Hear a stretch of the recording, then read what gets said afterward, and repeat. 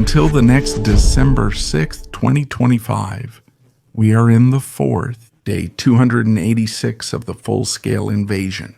Welcome. For the Daily Situation Report, another video was released today. As you know, besides the situation reports in the Ukraine war, I always try to publish something different from time to time that I find quite interesting. I would be glad if you also take a look after the situation report. We're going to take a look at one of the biggest war crimes of World War II, which hasn't even been punished to this day. Last night, Russia launched a nationwide mass attack with rockets and drones against Ukraine's energy and transportation infrastructure. Ballistic impacts were reported from Kyiv and Dnipro, and among other things, Mikoyan-Gurevich, 31 K-jets with Kinzhal missiles were launched. At least 6 ballistic missiles targeted the local thermal power plant. Hits were also reported in the west of Lutsk and at several locations in Lviv Oblast. And after strikes on the local thermal power plant, there were widespread power outages. Further strikes targeted critical systems in the regions of Poltava, Rivne, and Chernihiv. According to the air situation, more cruise missiles were headed toward Lviv. However, I hardly noticed any hits there. In Fastiv, Kyiv region, Russian attacks struck a train station. The main building was completely destroyed and burned down during the night. But not only the train station, the adjacent train depot was also hit and destroyed. The impacts destroyed workshops, sidings, and maintenance facilities, along with the trains inside them. The railway is one of the most important means of transport on both sides. Nearly half of the supply runs on the tracks.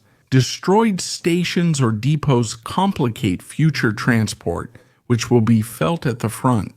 The Ukrainian company Firepoint has once again delivered a shipment of Flamingo missiles to the defenders. The Ukrainian company Firepoint has once again delivered a shipment of Flamingo missiles to the Ukrainian army. Ukraine's long-range weapons boost precision strikes deep behind enemy lines, targeting fuel depots, logistics hubs, and air defense positions. With each additional batch, the operational density increases, making further strikes deep into Russian territory more likely. However, we have not yet seen a devastating strike by Flamingo cruise missiles. There has also hardly been an attack where more than 5 of them were used at the same time. They were often shot down in flight or missed the target. The thing is still in its infancy and, based on the latest hit patterns, also needs to be modified. The Ukrainians have mastered the direct adjustment between action and reaction, which we can also see in the drone war. That means the Ukrainians develop a drone and attack with it. They identify and address disadvantages while keeping advantages. They immediately deliver the new version, and that within a few days. And that is, of course, very impressive. And in this context, it would, of course, be good. And I also assume that these results from each attack will be directly incorporated into the new models and batches of the Flamingo cruise missiles, continuously advancing a more and more refined cruise missile. At CWS, the Russians have captured the entire eastern front of the city. We reviewed the situation in detail yesterday. Now it's becoming more critical.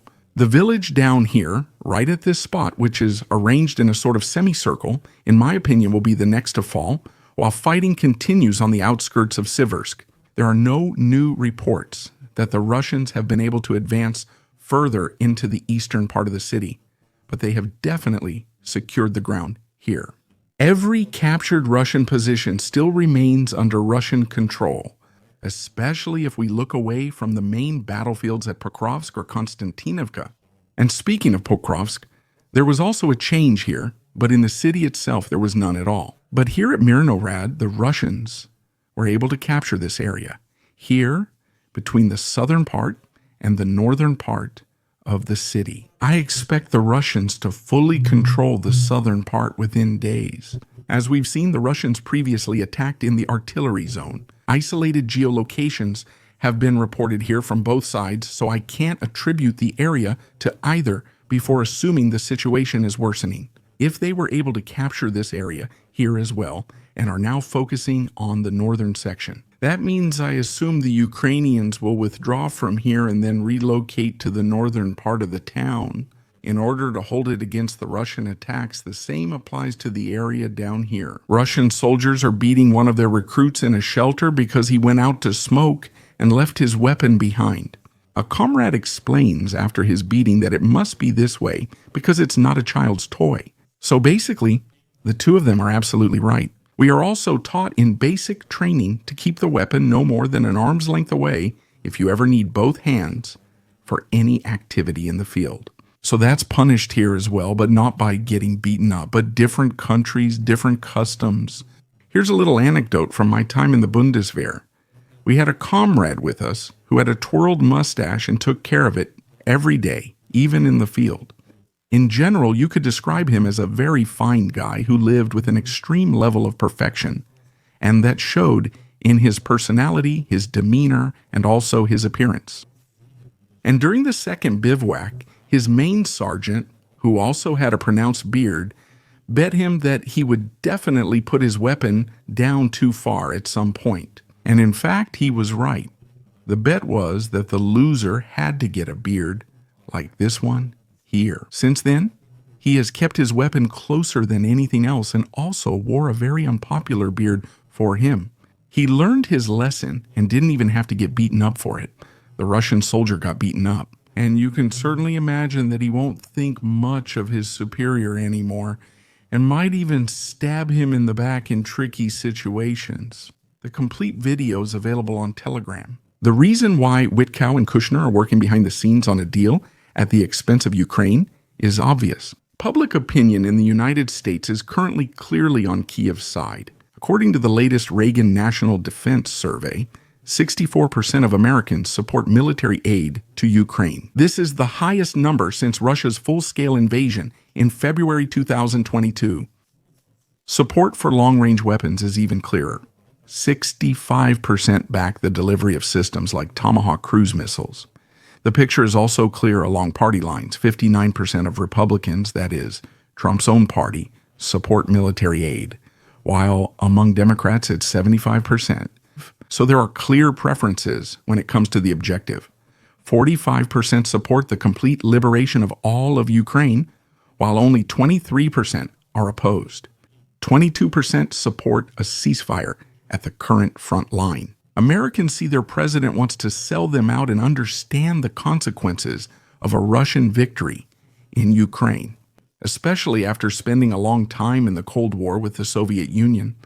Of course, you don't want to let a similar power structure emerge on the other side of the world again. For the Trump administration, these numbers are problematic.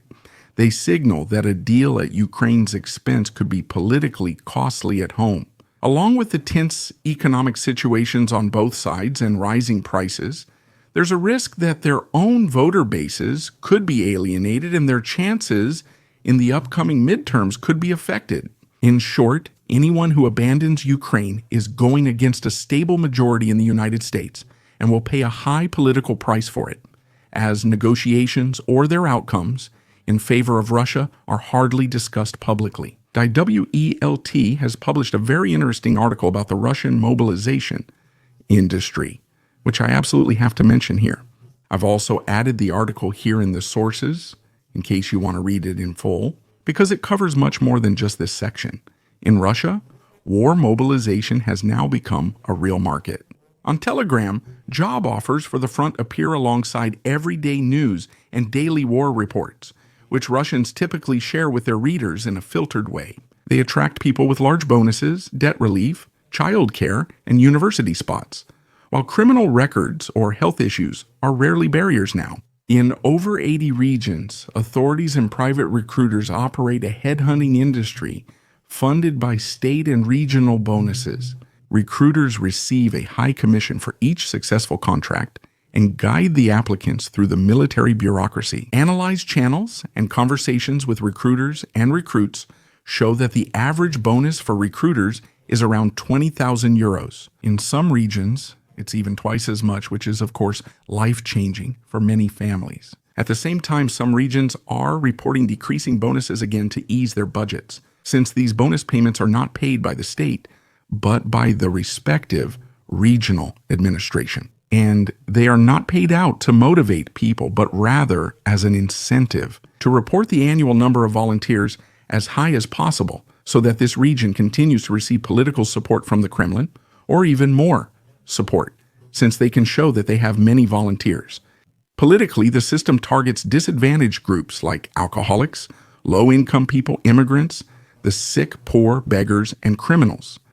Western analysts see this as the basis for a long war of attrition, which maintains pressure at the front and enables Russian territorial gains, while individual stories, such as that of a father in debt from the Moscow region, show how financial hardship and high payments make going to war seem rational, even though the prospect of returning home remains uncertain. But the thing is, of course, in Russia, the war keeps driving prices up all the time. Many people earn just 800 euros a month and struggle to afford basic foods like potatoes and onions. Now, the alcohol tax is also set to rise significantly. That, of course, makes the situation even worse.